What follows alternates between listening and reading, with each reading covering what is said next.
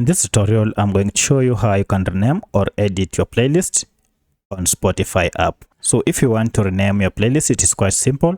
If you find this video helpful, I'll kindly request that you support me by liking the video and also by subscribing to this channel.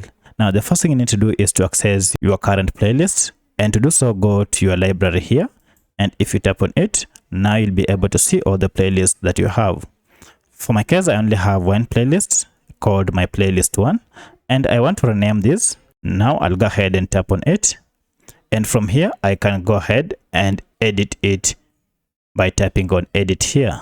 So I want to rename this playlist from my playlist 1 to hip hop playlist. To do so, just tap on edit and then tap on it, and now you can give it your name like that. And once you're done, tap on save here, and the changes have been made.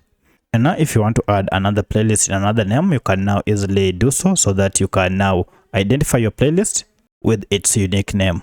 If I go back, you can see the changes have been effected.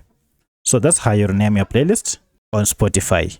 If you have any other question, kindly let me know in the comment section. Otherwise, if you like the video, hit the like button and also subscribe to my channel. Thanks for watching, and let's meet in the next video.